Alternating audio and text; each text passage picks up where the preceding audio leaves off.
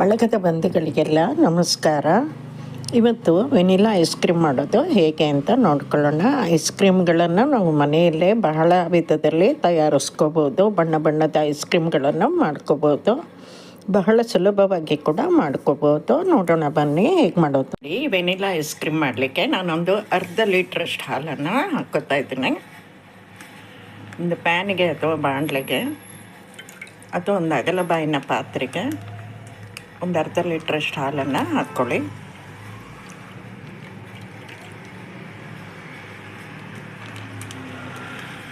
ಇಲ್ಲಿ 1.5 ಸ್ಪೂನಷ್ಟು ಕಾರ್ನ್ಫ್ಲೋರ್ ತಗೋತಾ ಇದ್ದೀನಿ ನಾನು. ಈಗ ಸ್ವಲ್ಪ ಹಾಲು ಹಾಕಿ ಕಲಿಸ್ಕೊಳ್ಳೋಣ.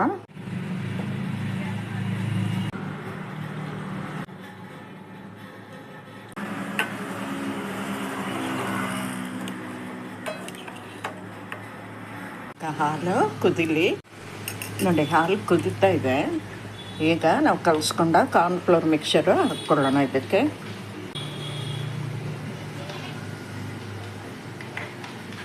ನೋಡಿ, ಕೈ ಬಿಡದಂಗೆ ಈ ಥರ ತಿರುಗಿಸ್ಕೊತಾನೆ ಇರಬೇಕು, ಇಲ್ಲಾಂದ್ರೆ ತಳ ಹಿಡಿಯುತ್ತೆ. ಈಗ ಮಿಶ್ರಣ ಸ್ವಲ್ಪ ದಪ್ಪ ಆಗ್ತಿದೆ, ಇನ್ನೂ ದಪ್ಪ ಹಾಕಬೇಕು. ನೋಡಿ, ಮಿಶ್ರಣ ಸಾಕಷ್ಟು ತಿಕ್ಕಾಗಿದೆ. ಈಗ ಸ್ಟವ್ ಆಫ್ ಮಾಡ್ಕೊತಾ ಇದ್ದೀನಿ ನಾನು. ಸ್ವಲ್ಪ ಆರಕ್ಕೆ ಬಿಟ್ಬಿಡೋಣ ಇದನ್ನ. ಈಗ ಮಿಶ್ರಣನ ಈ ಪಾತ್ರೆಗೆ ಹಾಕೊಂಡ್ಬಿಡೋಣ.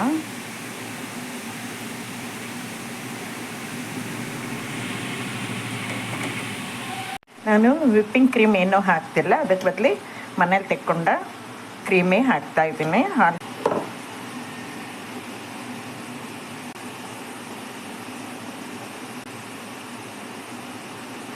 ಒಂದು 4 ಸ್ಪೂನಷ್ಟು ಕ್ರೀಮ್ ಹಾಕ್ಕೊಂಡಿದ್ದೀನಿ. ಒಂದು ಅರ್ಧ ಸ್ಪೂನಷ್ಟು ವೆನಿಲಾ ಎಸೆನ್ಸ್ ಹಾಕ್ಕೊತಾ ಇದ್ದೀನಿ. ಚೆನ್ನಾಗಿ ಕಲಿಸ್ಕೊಂಡ್ಬಿಡೋಣ ಕ್ರೀಮು ವೆನಿಲಾ ಎಸೆನ್ಸ್ ಎಲ್ಲ.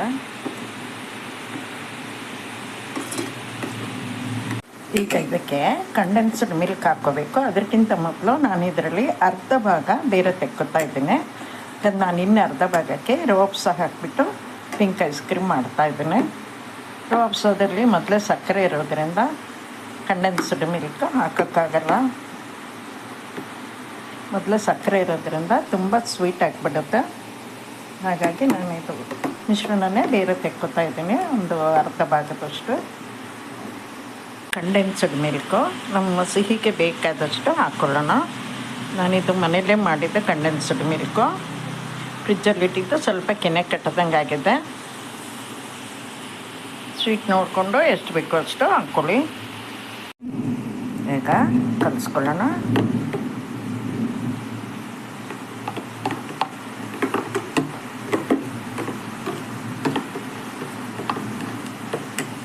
ಇದನ್ನು ಮಿಕ್ಸಿಗೆ ಹಾಕಿಬಿಟ್ಟು ಒಂದು ಬಾಕ್ಸಲ್ಲಿ ಹಾಕಿ ಫ್ರೀಜರಲ್ಲಿ ಇಟ್ಬಿಡಿ 1-2 ಗಂಟೆ.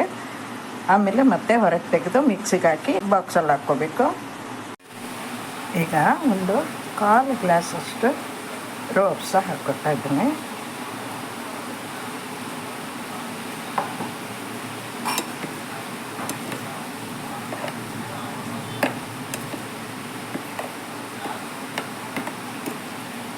ಈಗ ಈ 2 ಮಿಶ್ರಣನ ಒಂದು ಸಲ ಮಿಕ್ಸಿಗೆ ಹಾಕ್ಕೊಂಡು ಫ್ರೀಜರಲ್ಲಿ 1-2 ಅವರ್ಸ್ ಇಡಬೇಕು. ಒಂದು ಸಲ ಮಿಕ್ಸಿಲಿ ತಿರುಗಿಸ್ಕೊಂಡು ಬರೋಣ. ಮಿಕ್ಸಿ ಮಾಡ್ಕೊಂಡಿದ್ದೀನಿ. ಈಗ ಈ ಥರ ಒಂದು ಬಾಕ್ಸಿಗೆ ಬಗ್ಗಿಸ್ಕೊಂಡ್ಬಿಟ್ಟು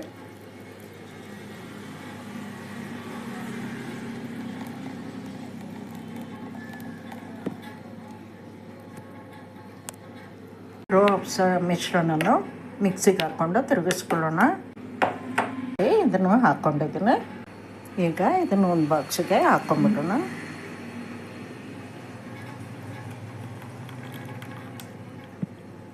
ಈಗ ನೋಡಿ, ಎರಡಕ್ಕೂ ಒಂದು ಈ ಥರ ರ್ಯಾಪ್ ಮಾಡ್ಕೊಳ್ಳೋಣ. ಈ ಥರ ರ್ಯಾಪ್ ಮಾಡಿ ಮುಚ್ಚಳ ಹಾಕಿ ಫ್ರೀಜರಲ್ಲಿ ಒಂದು 2 ಅವರ್ಸ್ ಇಟ್ಬಿಡೋಣ.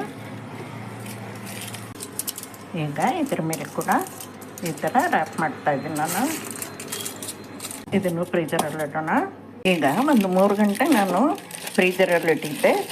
ಈಗ ಇದು ತೆಗೆದುಬಿಟ್ಟು ಮಿಕ್ಸಿಗೆ ಹಾಕ್ಕೊಳ್ಳೋಣ.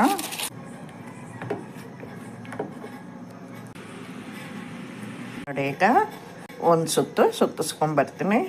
ಒಂದು ಸುತ್ತು ಸುತ್ತಿಸ್ಕೊಂಡಾಗಿದೆ.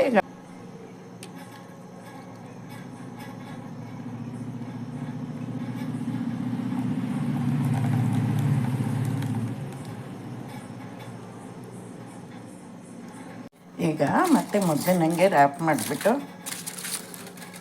ಮುಚ್ಚಳ ಹಾಕಿ ಒಂದು 8 ಗಂಟೆ ಫ್ರೀಜರಲ್ಲಿ ಇಡಬೇಕು. ನೋಡಿ ರ್ಯಾಪ್ ಮಾಡ್ಕೊಂಡಿದ್ದೀನಿ.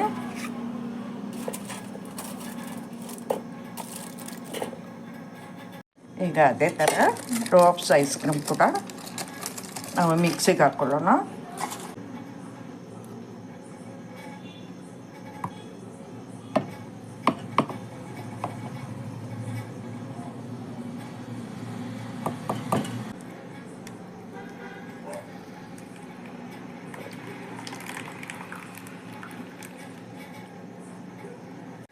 ಆ್ಯಸ್ ಯೂಶುವಲ್ ಇದನ್ನು ಕೂಡ ರ್ಯಾಪ್ ಮಾಡಿ ಇಟ್ಕೊಳ್ಳೋಣ. ಇದನ್ನು ಕೂಡ ಅದರೊಟ್ಟಿಗೆ ಒಂದು 8 ಗಂಟೆ ಫ್ರೀಜರಲ್ಲಿ ಇಟ್ಬಿಡೋಣ. ಈಗ ನಾವು ಮಾಡಿಕೊಂಡು ಐಸ್ ಕ್ರೀಮು ನೋಡ್ಕೊಳ್ಳೋಣ ಹೇಗಾಗಿದೆ ಅಂತ. ಇದು ವೈಟ್ ವೆನಿಲಾ ತೆಗಿತಾ ಇದ್ದೀನಿ.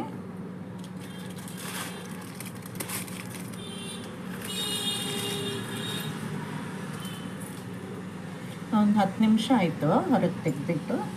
ಈಗ ನೋಡಿ ಇದು ಸೌಂಡ್ ತಕ್ಕೊಂಡು ತೆಗಿಯೋಣ.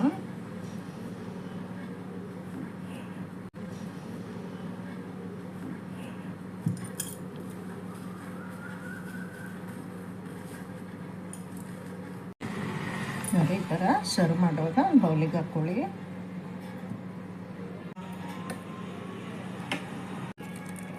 ಈಗ ಪಿಂಕ್ ವೆನಿಲಾ ಐಸ್ ಕ್ರೀಮ್ ಮಾಡಿದ್ವಲ್ಲ ಅದನ್ನು ನೋಡ್ಕೊಳ್ಳೋಣ.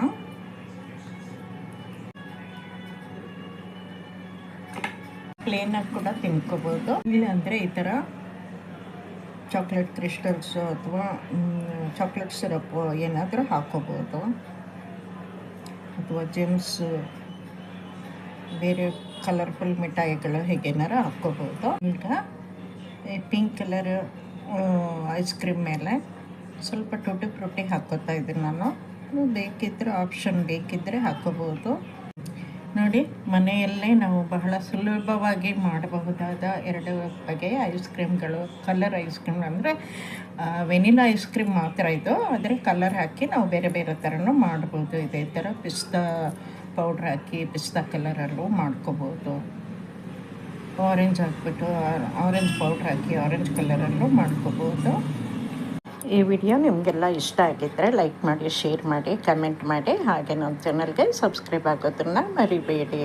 ಧನ್ಯವಾದಗಳು.